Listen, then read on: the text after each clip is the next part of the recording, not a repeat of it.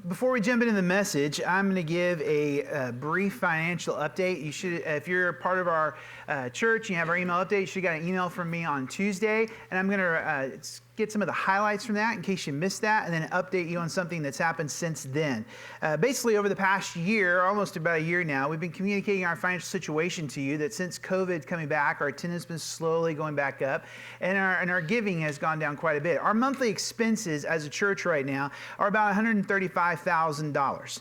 Our monthly giving is about $115,000, and that leaves a gap of about $20,000. Now, over the last year, what's happened is sometimes that giving will go up, and we'll get our head above water a little bit, and then that giving will go down. But this is about average for about the year, and over the summer it went down because people were traveling and all that, and so it just, anytime we would get a cash reserve, it just eats away, especially with all the ministry that's happened over the summer. And so this has now greatly affected us financially. And so what I told you in the email, if you got that, is we are now in a position where we cannot meet all our financial obligations, and that includes payroll if something doesn't change. Now, in that, I told you about some of the decisions that the elders had made. One of the decisions we've made is we are now seeking to sell the entirety of the Harvest Green property. If you don't know, we bought a few years back 14.5 acres, just 9 miles up the road next to Harvest Green. And for a while now, we've been trying to sell a portion of it and have been unsuccessful with that and all that. But now we're seeking to sell the entirety of it, perhaps to a church or whatnot. This process takes time and all that. But that's what we said we were going to be doing, and over that, and we're working with our bank, we're working with our landlord here, and everyone seems to be open to working with us. Now, one of the things we're doing is we're evaluating all our expenses and asking our staff to do the same. About 90% of our expenses are rent, lights, our land, all the stuff we do just to kind of do ministry, and payroll. 10% is about ministry. We've had to cut back even on giving outside of our church, which is, really not what we want to do at all. Now, our staff has all stepped forward. All the staff is elected to take a pay cut. Some have even stepped back and have chose to relinquish 100% of their salary. And this is the second pay cut I've taken. And I don't mean to tell you that to make you feel sorry for us. I tell you that to say, we're committed, we're not going anywhere, we're here. And so we're still evaluating all expenses, and like today when you leave, and if you see, we have some ice cream sandwiches. You might say, well, why'd you buy that? We didn't. Someone donated that to us, so don't say anything to us, okay, about that, all right?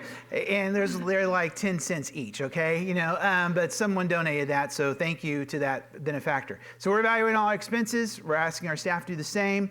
And so what were we doing? Well, we're calling the church to pray and to give. And we just need to pray for the Lord's wisdom, guidance. Hard decisions still may have to be made. And I'm calling you to give. Now, if you're new, I don't like talking about money. You don't like hearing about money. But giving's a part of church life. And if you call this church your church home, I need 100% of us to participate in giving regularly. If you say, well, I haven't joined the church yet, but I've been coming for 2 weeks, 2 months, well, then we're your church home, unless you go somewhere else. I need everyone to participate in this, okay? We want to pay our bills. We want to take care of all ministry. We want to give more outside, and ministry just costs money. And so I need 100% of the people that call Crossbridge their church to be giving regularly. So pray. Many of you give.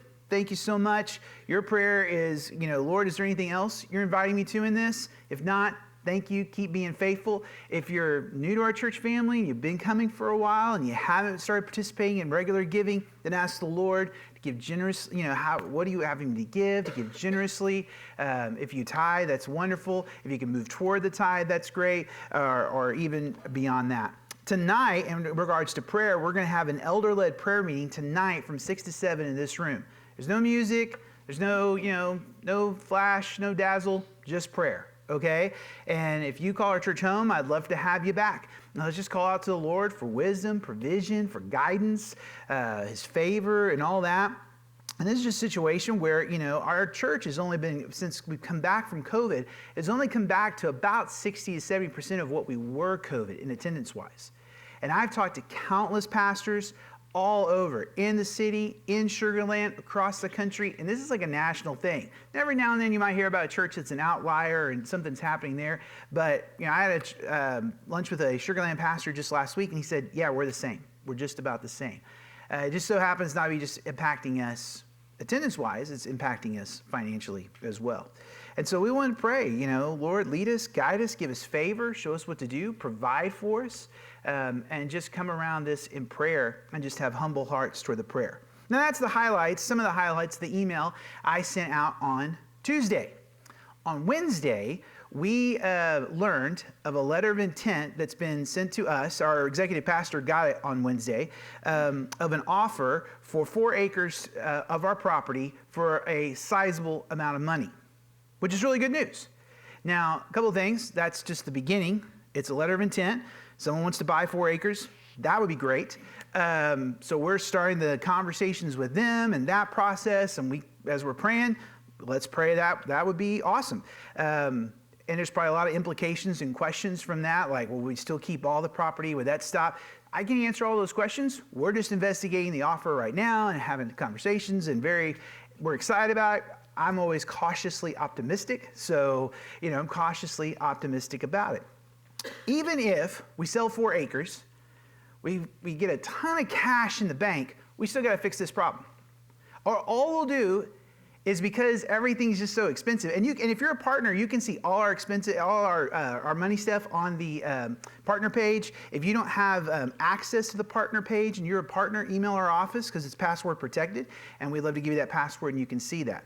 So even if we get a ton of money in the cash, we'd still be eating at that cash, and we'd have this conversation sooner or later. We need to, as a church, all be on the same page and raise our giving, and we just need to pray how that's going to happen. And I know the world we live in, and I know all the troubles we face. I got them too. But this is just where we are and what we have to face. And this is, life at this stage. And I've made great announcements about our finances over 20 years at this church. And I've made hard announcements about finances over 20 years at this church. And depending on how long the Lord gives us all, I'll probably make both again. Okay? This is just a hard announcement for today with a glimmer of hope that, let's see. And more than a glimmer of hope, a glimmer of hope in this letter of intent. Our hope is in the Lord. And we look to Him and trust Him. In fact, I have several people that know this already. They're like, how are you and all that. I was here when there was nothing, and I didn't think anyone was going to show up. And, and then, of course, that came true in COVID, but whatever. That was my dream for 20 years. I'm going to show up and no one's here. And then it happened for 6 months. But when we first started the church, I was freaking out. I was so anxious. I had lunch with my dear friend, Glenn Smith, who helped start the church with us.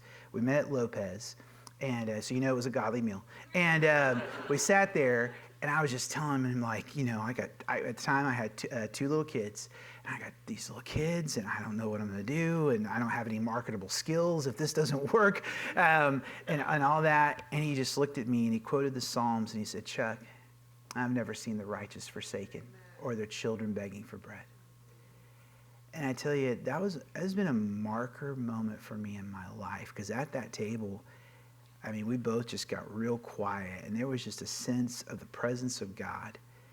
And he even said, I think God's saying something to us. And we were just real quiet.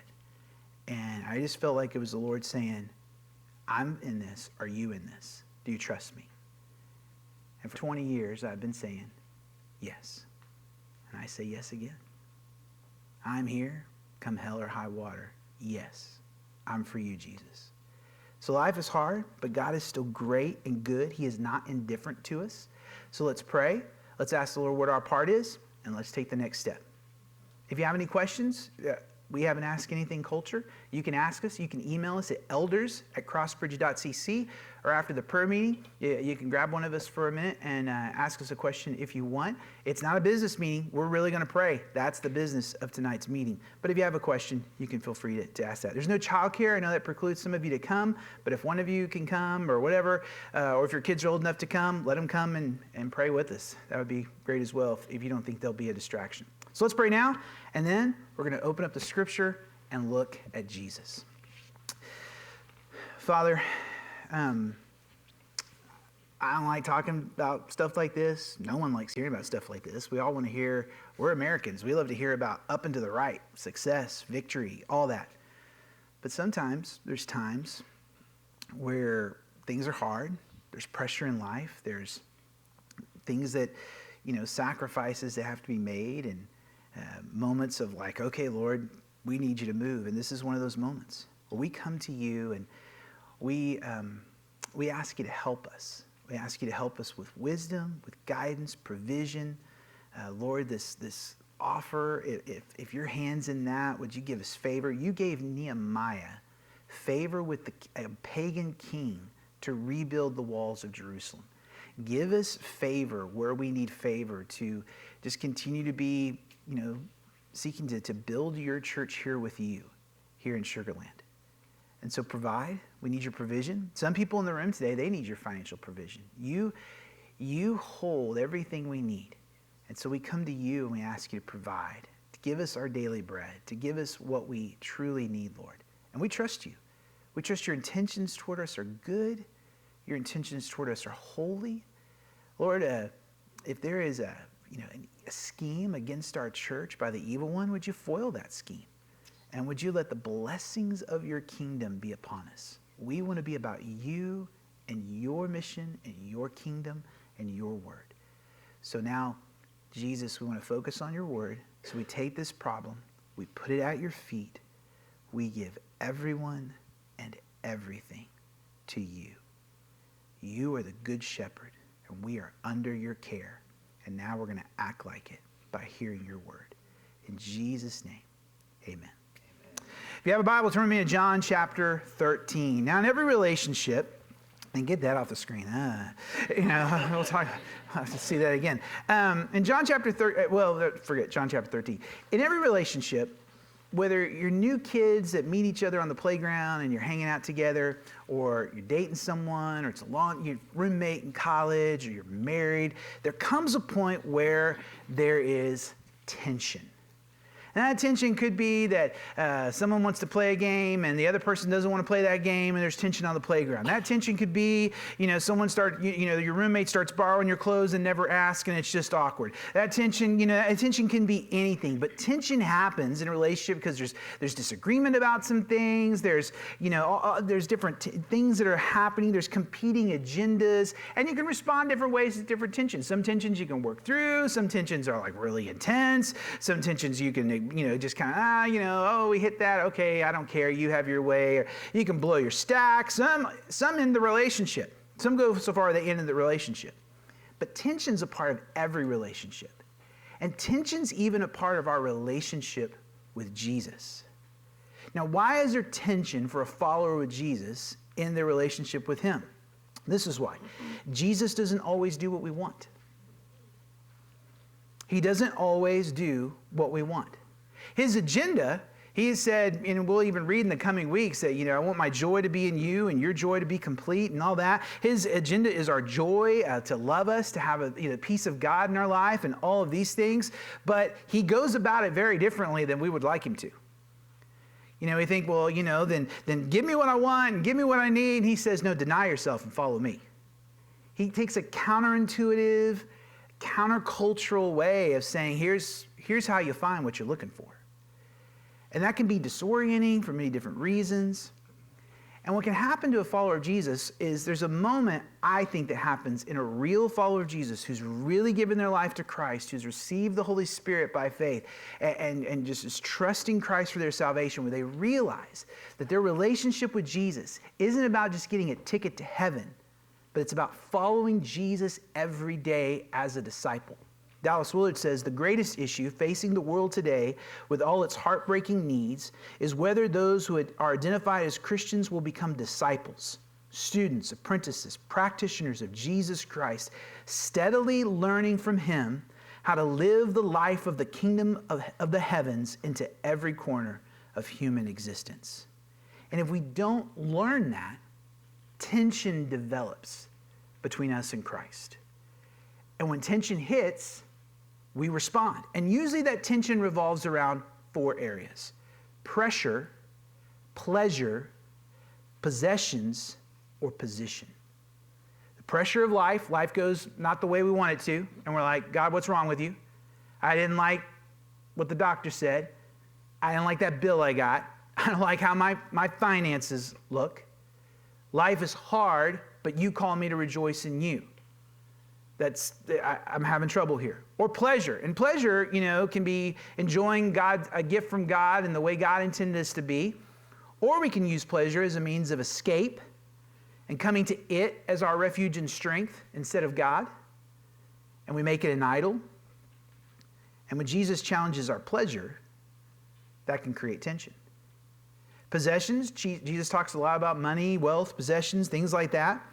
And our life is not to be defined by our wealth, whether rich or poor. Jesus wants to be Lord over everything we have. And when he presses that on people, we get defensive. It creates tension.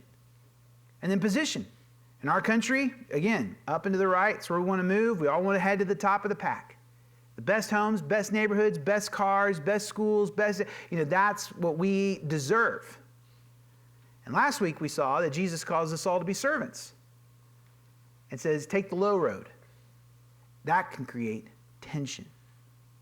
So what is our response supposed to be when we feel the tension in the relationship, the pressure of life, our pleasures being challenged, our possessions realizing we have too strong of a hold on them, the position that we want in life realizing that I've made that more about me than more about his kingdom. How have other people responded in the past? How should we respond? Well, we're going to look at two responses to tension in the relationship with Jesus. I think we'll find ourselves in these. They're not every response, but they're two. And then we'll see what Jesus calls us to when we find and feel that tension, when he doesn't follow our agenda. So here's some choices when Jesus doesn't follow our agenda. The first choice is betrayal. Betrayal. We can betray him. This is the response of Judas Iscariot. We mentioned Judas last week in John chapter 13, too. When we started, if you haven't been with us, we're in the middle of John chapter 13. He's actually in the middle of the Last Supper. He washed the disciples' feet last week. And in John 13, 2, it said, during supper, when the devil had already put into the heart of Judas Iscariot, Simon's son, to betray him. And we said how we come back and talk about that. This is us coming back and talking about it. But let's pick it up in verse 21. This is after he's washed the feet and said you should be in servants. And so we're going to see what happens next. After saying these things, Jesus was troubled in his spirit and testified, truly, truly, I say to you, one of you will betray me. The disciples looked at one another, uncertain of whom he spoke. One of his disciples, whom Jesus loved. Most scholars think John, this is the Apostle John talking about himself, was reclining at the table at Jesus' side. So Simon Peter motioned to him to ask Jesus of whom he was speaking. So that disciple leaned back against Jesus and said, Lord, who is it? Jesus answered, it is he to whom I give this morsel of bread when I have dipped it. So when he dipped the morsel, he gave it to Judas, the son of Simon Iscariot. Then after he had taken the morsel, Satan entered into him. Jesus said to him, what you're going to do quickly. Now, no one at the table knew why he had said this to him. Some thought because Jesus had the money bag, Jesus was telling him, buy what you need for the feast, or he should give something to the poor. So after receiving the morsel of the bread, he immediately went out, and it was night. Now, not a lot is known about Judas Iscariot. We know his father's name is Simon because Mark tells us that. Or actually, John just told us that here as well, in verse 26, rather. And we know some think that Judas might have been kind of a zealot, kind of a revolutionary. We know he held the money bag. In fact, a couple of weeks ago, when we read in John 12 about when Mary poured the expensive perfume on Jesus' feet and was anointing him and all that, Judas was one of the ones that spoke up and says, why wasn't this money given to the poor? We could have done a lot for the poor in that. And it said that he didn't say this because he cared about the poor. He said this because he held the money bag and he was helping himself to money. And so Judas, somehow in here, he has a difference of agenda. That his vision of wealth and power is not following Jesus' vision of wealth and power. In fact, Mark tells us after that event with the perfume, this is what happened in Mark 14, 10 and 11. Then Judas Iscariot, who was one of the 12, went to the chief priests in order to betray him to them.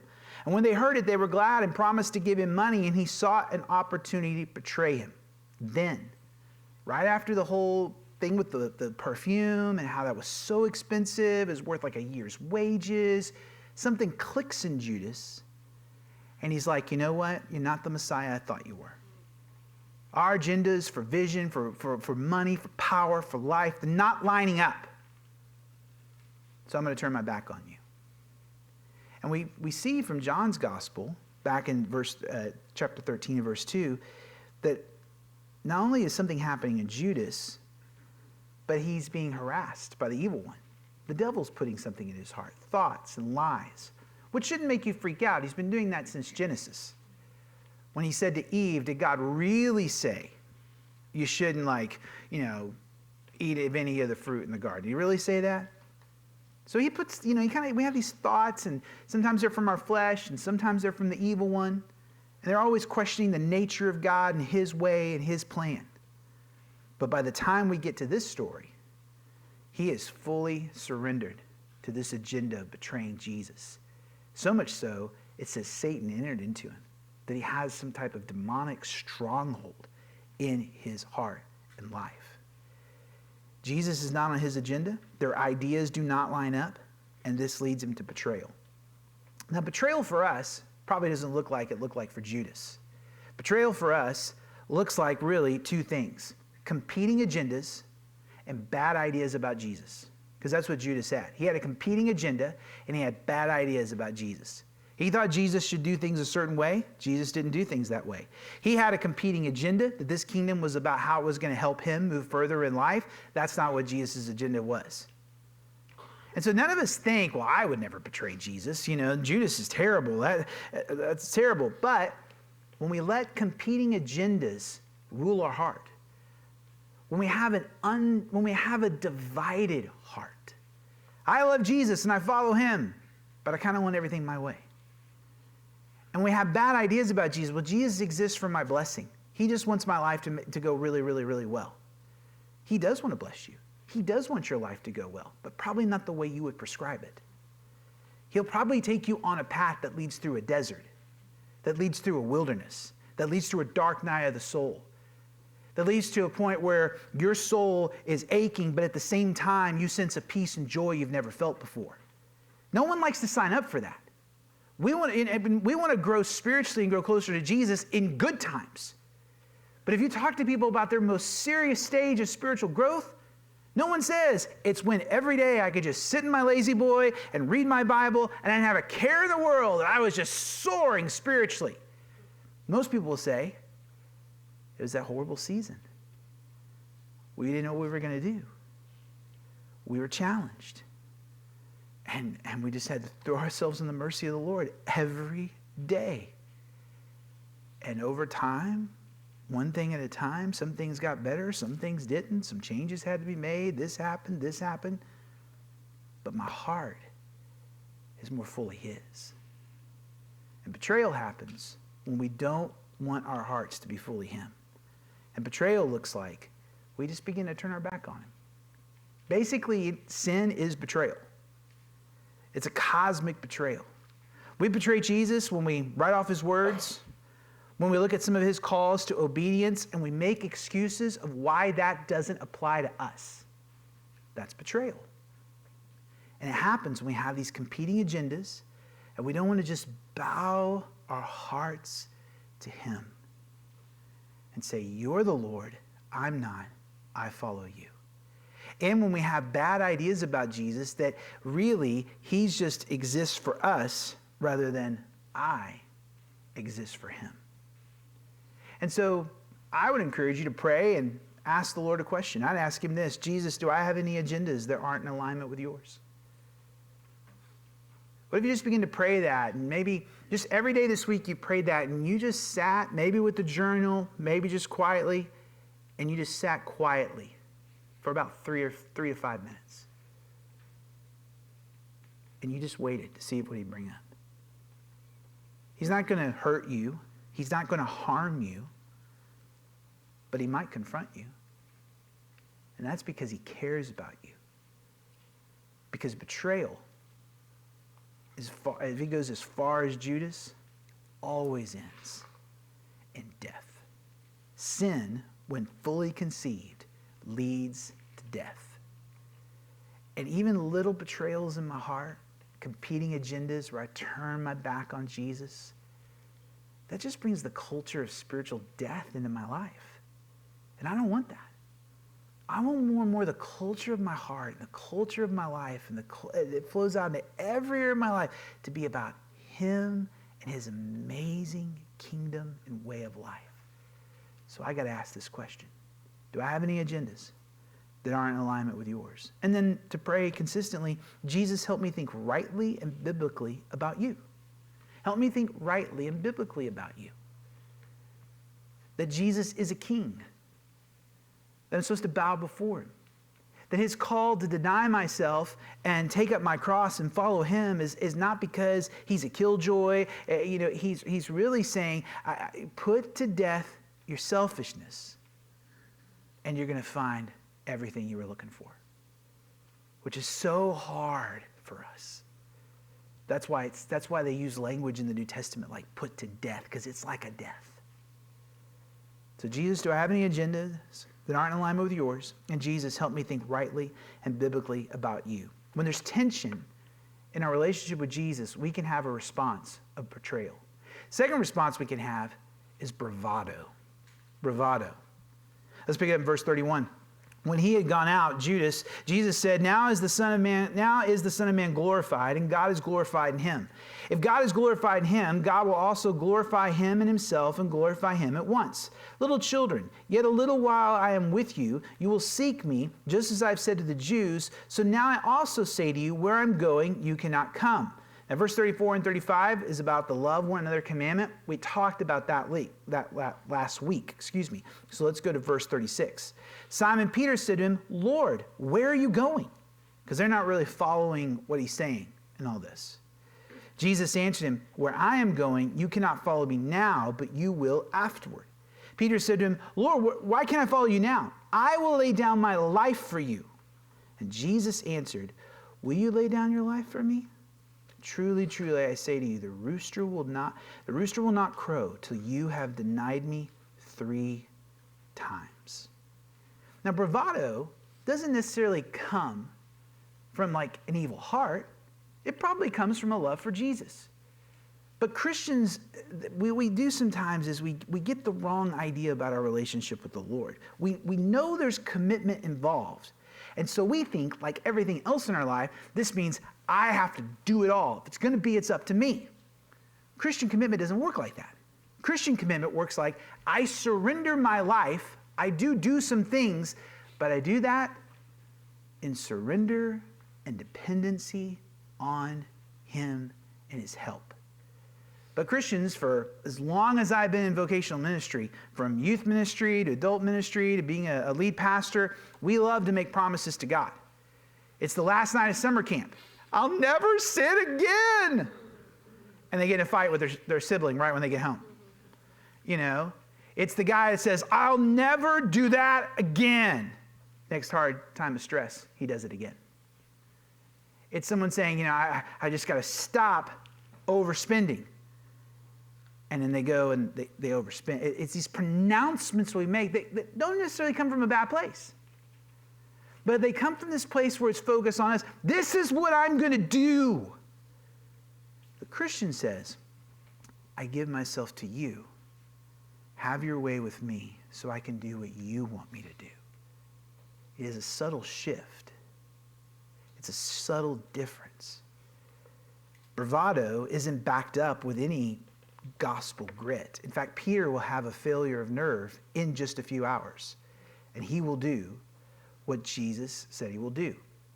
When I was looking at this and studying it, I thought of when Jesus told a parable about the seed and the seed and the sower, and how the seed is the word of God, and how it goes on different soils. And in Matthew 13, verses 20 and 21, he says this, as for what was sown on rocky ground, because he talks about these seeds being sowed on rocky ground, the parable, this is the one who hears the word and immediately receives it with joy, yet he has no root in himself, but endures for a while, and when tribulation or persecution arises on account of the word, immediately he falls away. The key line is in verse 21. He has no root. He's not rooted. Bravado comes from an unrooted place where we make promises based on what we're going to do instead of surrender and alignment in what he wants to do. And when we sense Jesus leading us to make changes in those areas, pressures or pleasures, possessions, position, we could just be like, we can get so excited. And it's not like necessarily a bad thing, but what bravado does, if we don't humble ourselves and have this ongoing relationship of intimacy with Jesus, where in just a couple of chapters, he's going to describe what that looks like, where he says, I am the vine and you are the branches. Abide in me. Draw life from me. If we don't have that, then that's just going to lead, like to Peter, to a failure of nerve. When life gets hard, we'll give up or we'll give in to a sin. So root yourself through prayer. Root yourself through community. Root yourself by corporate worship. Just continue to be rooting your heart so it's about, no, I'm depending on you. Have your way with me. It's not about my commitment to you. It's about your commitment to me. So those are two responses, betrayal and bravado. But when things get tense, what does Jesus call us to do? To believe. To believe. Look what he says next in John chapter 14. Let not your hearts be troubled. Believe in God. Believe also in me. I mean, I love the first line. He knows they're all, this has been a tense meal. He's washed their feet. He's made everybody uncomfortable. He called one of them a betrayer. He showed Peter and John who was betraying. There's all this confusion. He's saying he's going somewhere. They don't know where he's going. Peter's like, I'll go with you. He's like, really? No, you're going to deny me. All this kind of stuff. And they're probably just all like, what is happening? And he's like, let not your hearts be troubled. What a fascinating line. Because that means we must let our hearts get troubled. We let the things of life trouble us. And what does he say? Don't do that. Believe or trust in God. Trust also in me. Don't imagine worst case scenarios. Trust me. Why? Because he's got our future. Look at verse 2 and 3. In my Father's house are many rooms. If it were not so, would I have told you that I go to prepare a place for you? And if I go and prepare a place for you, I will come again and will take you to myself, that where I am, you may be also. Now, a house, of course, is where you live. A lot of people, they've heard this, and this is sometimes read at funerals and all this. It's a verse that really about our eternal home with him. Sometimes we call that heaven, the eternal kingdom. And sometimes as Christians, we can, overplay heaven. It's just like, and what I mean by overplay heaven is, well, you have your ticket to heaven. That's all that matters. Live like the other place as long as you want.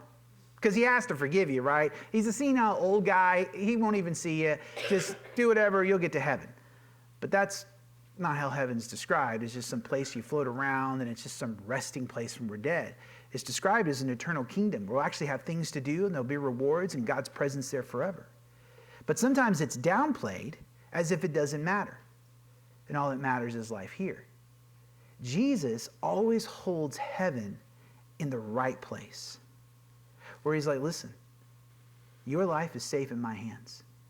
I'm my Father's house, where my Father lives and dwells.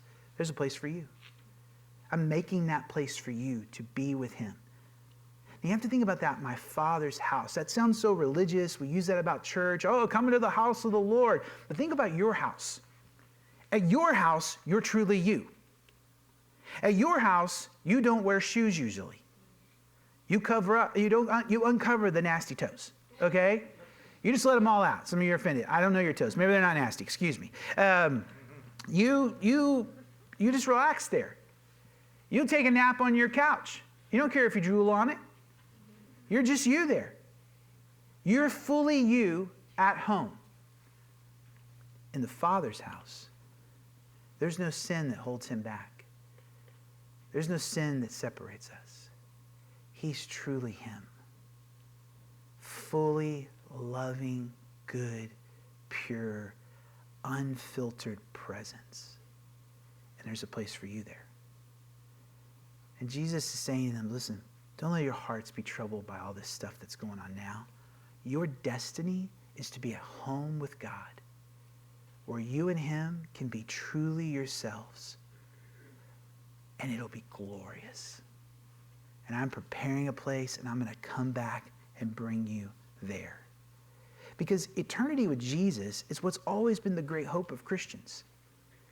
We just don't have that hope anymore because we're living longer. We're committed to health and all that kind of stuff in our culture. We have some incredible medical breakthroughs, which is just amazing miracles from the Lord and amazing knowledge he's given us and all this kind of stuff. So we don't think about heaven as much because a lot of times we can get sick, and what killed someone maybe 150 years ago, we can go get some medicine and be okay. But heaven is still the hope of a Christian, because if you take any worst case scenario around pressure, pleasure, possessions, position, you play it out, what's the worst thing that can happen to you? Well, I could die. Okay.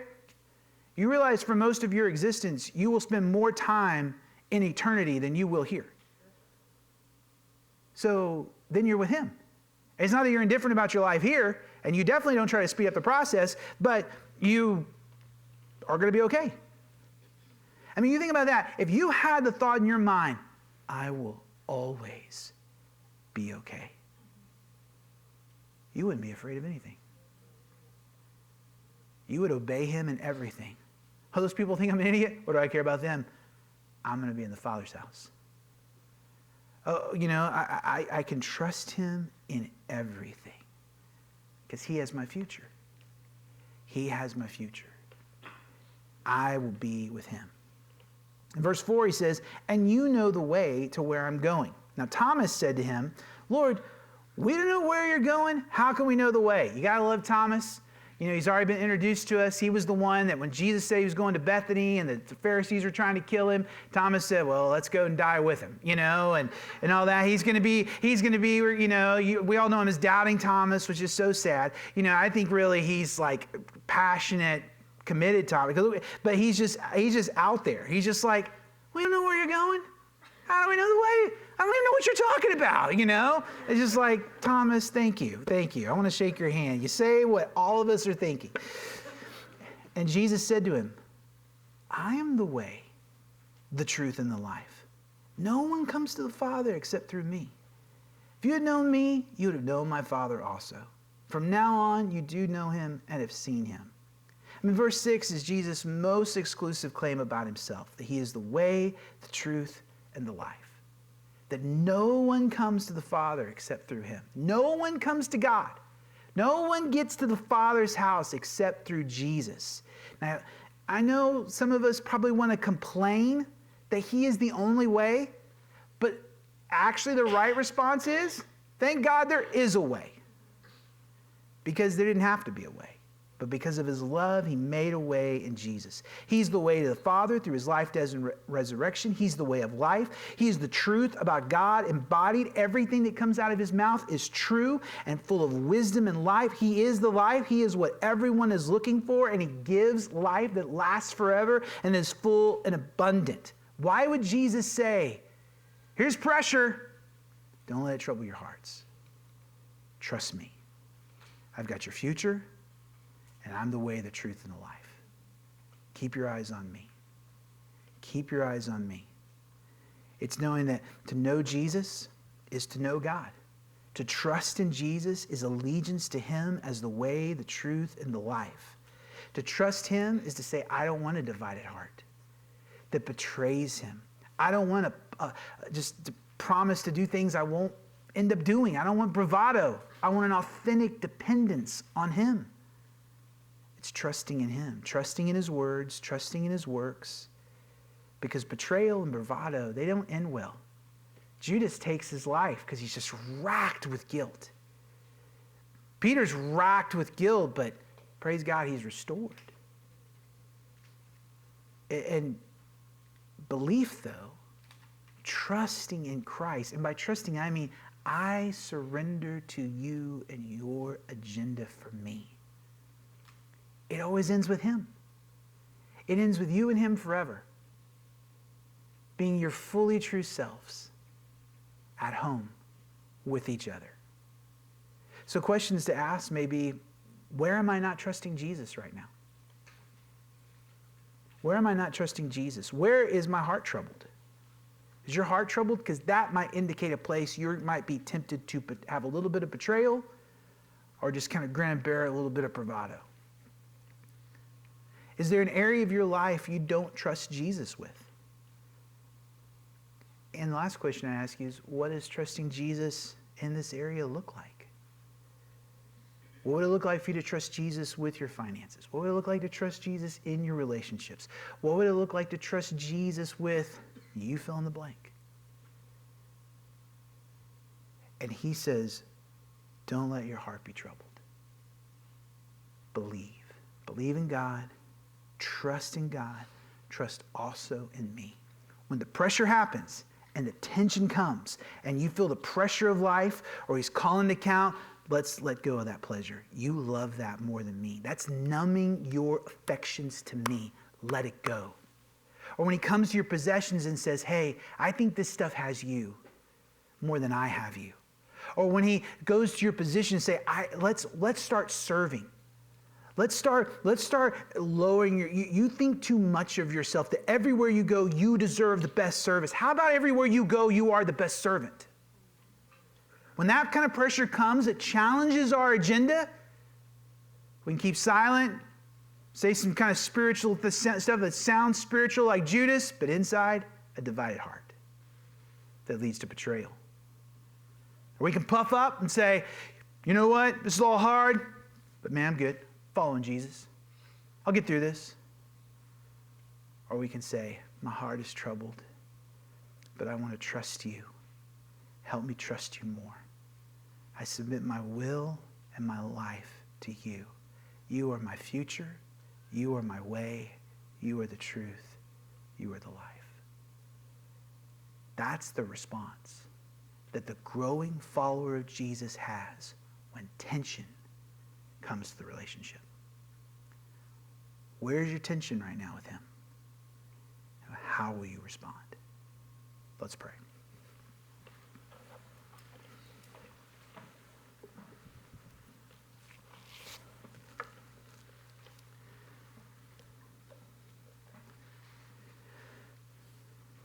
And I just would encourage you. I don't know what the Lord said to you, but I encourage you to just be in a posture of listening. Lord, what do you have for me?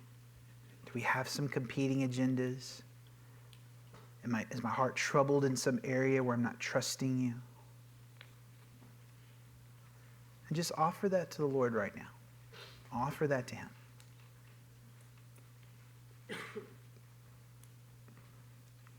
And I'm going to pray for you. Father, Son, Holy Spirit. Life is just filled with trouble and tension. But you, Lord of heaven and earth, tell us to not let our hearts be troubled, but to trust in you. Help us. We want to do that. We want to do that more. And we need your strength. We need your strength. We need your power. We need your help. Help us surrender the competing agendas in our heart, Lord. Our agenda for safety, our agenda for satisfaction apart from you, our agenda for significance.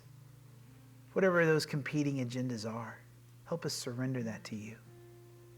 And help our agenda be you, knowing you, following you, obeying you, being a part of what you're doing in the world. You're bringing the kingdom of heaven to bear in every square inch of the planet. And you've invited us into that. That's so contrary to sometimes what we think about on Monday or Tuesday. We're more discipled by talk radio and our favorite news channel than we are you. Help us, Lord. Strengthen our hearts now. Strengthen our faith. Help us be a people that when our hearts are troubled, we go, no, I'm not going to let that trouble me. I'm going to surrender that to Jesus. I'm going to cast my cares upon him. I'm going to cast my concerns upon him. I'm going to cast him all my worries and all my heartache on him. And I'm going to follow him because he's the way, he's the truth, and he's the life. And maybe right now you need to come to the Father through Jesus. There's going to be a prayer on the screen, just a prayer of belief, and you can just make those words into your words. And right now, you can come to the Father. You can know God through Jesus Christ. He died on the cross, bearing your sin and punishment. You don't have to make up anything to God. You just surrender your life to Jesus. You don't have to get cleaned up to come to God. Jesus cleans you. It's surrendering your life for what he's done for you in your place. And what if right now you just gave your life to him? You can use those words on the screen and just make them your words. It's really about the faith in your heart where you say, Jesus, I believe. You are the way, the truth, and the life. No one comes to the Father except through you. So through you, through your life, through your death, through your resurrection, I surrender. And if you do that, tell somebody today. Tell somebody today. Father, strengthen us to be a people that don't let our hearts be troubled, that trust in you. We give ourselves to you now. In Jesus' name, amen. Would you stand with me? Let's sing this song as a song of response.